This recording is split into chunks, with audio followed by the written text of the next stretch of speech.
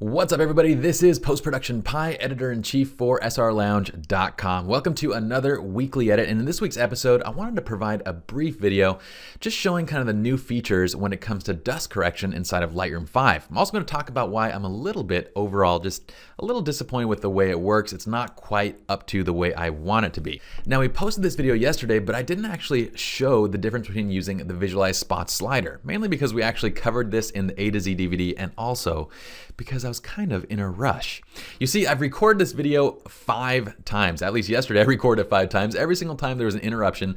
On the final 6th time, I had to get out of the office and I just basically didn't do the comparison between those two. When the video went up and I saw it, I was like, yeah, you guys are right. I should have done that. So my bad, but I have a good excuse. I was trying to get home because I had an appointment with my sofa for Game 6 of the NBA Finals.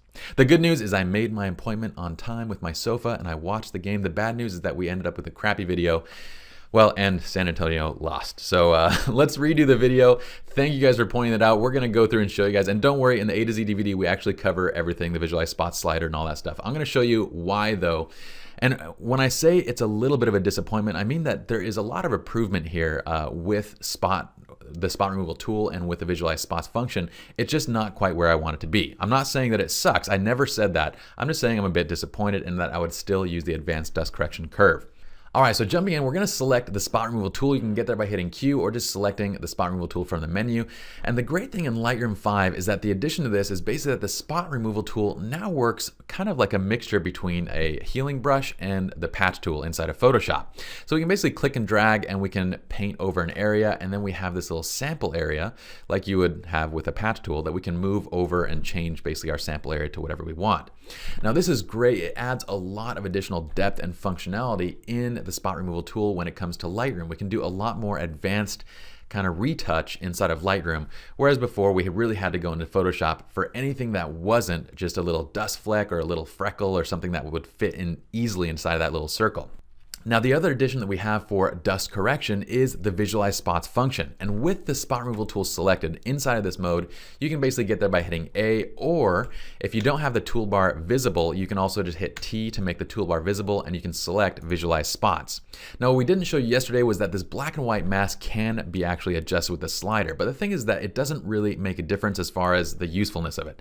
The reason why I feel a little bit disappointed with this is because, well, to basically correct these spots, I have to select the spot removal tool, I have to go into Visualize Spots, and then I have to adjust the slider to kind of get to an optimal point where we can see the dust. Now, when I'm correcting dust, I actually like to do it close up so I can make sure that, I'm not basically making errors or selecting areas that are too large. This is what happens when you actually zoom in. So when we zoom in, you see that basically the dust is relatively hard to see in relation to kind of the rest of the grain and the texture of the image.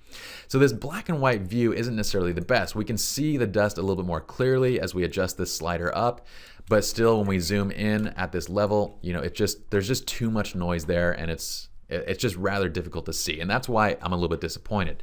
Now, as far as our presets, we have the advanced dust correction curve, and this is why I still lean on this, is because when you zoom in, these dust bits are still very, very easy to see. They're very easy to see, they're very easy to fix, and we don't need to do any adjustments basically of a slider to kind of get to that optimal visibility point. We can simply scan through and fix all these little pieces of dust just like so.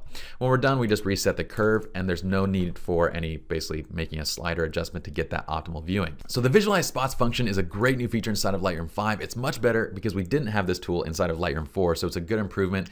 But still for us, it's just a bit easier and less cumbersome using the advanced dust correction curve. It's easier to visualize. We don't have to adjust any sliders, and it's just a bit more quick and efficient when it comes to removing dust.